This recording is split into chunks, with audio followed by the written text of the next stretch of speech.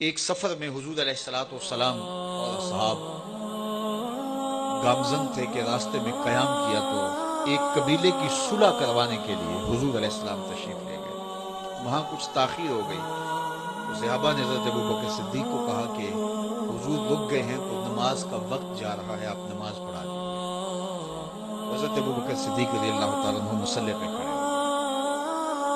اب نماز شروع ہوگی، ادھر سے حضور بھی فارغ ہو گئے تو آقا کریم تشریف لائے۔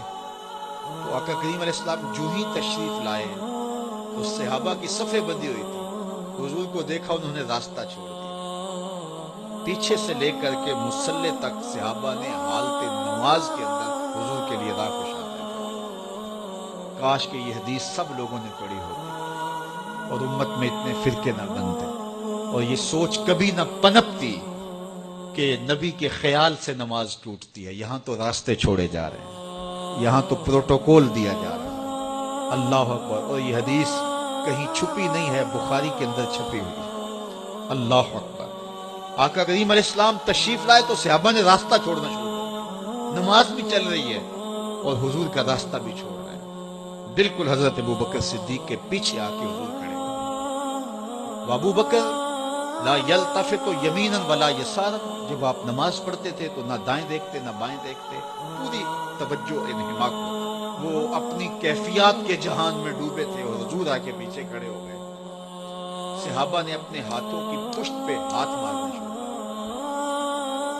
مکعن و تصدیہ، قرآن نے تالی لگانا، سیٹی مارنا یہ شیطانی اعمال ہے، لیکن ہاتھ کی پشت پہ ہاتھ مار کے متنبہ کرنا یہ مختلف مواقع کے اوپر یہ جائز ہے۔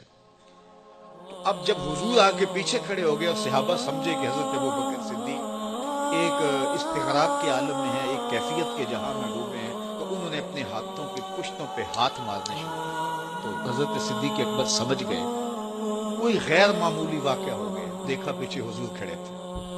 اللہ اکبر! تو حضرت صدیق اکبر مصلی سے سرک کے پیچھے آنے لگے تو آقا کریم نے اشارہ کیا، رکو، نماز پڑھو۔ سیدنا صدیق اکبر اس کے باوجود پیچھے آ گئے۔ کبھی ہوتا ہے حکم اور کبھی ادب آگے ہوتا ہے۔ اللہ اکبر! حضرت سیدنا علی المرتضیٰ رضی اللہ تعالی عنہ کو کہا نا حضور نے صلح حدیبیہ کے موقع پہ، صلح نامہ لکھوایا جا چکا تو لکھا یہ محمد رسول اللہ اور قریش کی جانب سے ہے۔ تو عروہ نے کہا اگر محمد رسول اللہ مان لیں ہم تو پھر لڑائی کس چیز کی ہے؟ تو اس لیے محمد رسول اللہ نہیں، محمد بن عبداللہ لکھا جائے۔ تو وہ اس بات پہ بضد ہو گئے، اور اگر ایسا نہیں ہوتا تو معاہدہ ٹوٹ رہا تھا۔ تو حضور نے حضرت علی المرتضیٰ سے کہا کہ چلو رسول اللہ کا لفظ مٹا دو۔ عرض کی میں تو نہیں مٹاؤں گا، میں تو نہیں مٹاؤں گا، یہ نام میں تو نہیں مٹا سکتا۔ پھر حضور نے خود مٹایا۔ اب یہاں حضور نے کہا ابوبکر رکو، لیکن حضرت ابوبکر نہیں رکے، پیچھے آ گئے۔ اور پھر حضور خیر مصلی پہ گئے، نماز ہوئی، سلام پھرا۔ حضرت ابوبکر صدیق رضی اللہ تعالیٰ عنہ کو حضور نے کہا ابوبکر جب میں نے کہا تھا تم رکے رہو تو تم کیوں پیچھے آئے؟ تو سنو حضرت ابوبکر نے کیا جواب دیا رضی اللہ تعالیٰ عنہ۔ کروڑوں سلام، لاکھوں عقیدتوں اور نیاز مندیوں کے خراج ان کی چوکھٹ پہ عرض کرنے لگے ما کان لابن ابی قحافہ ان یؤم رسول اللہ صلی اللہ علیہ وسلم۔ حضور ابو قحافہ کے بیٹے کی جرت کب ہوئی کہ رسول اللہ کے آگے کھڑا ہو کے نماز پڑھائے؟ یہ ابو قحافہ کے بیٹے کی ہمت کب ہوئی کہ رسول اللہ کے سامنے کھڑا ہو کے نماز پڑھائے؟ تو ادب پہلا کرینہ ہے محبت کے کرینوں میں۔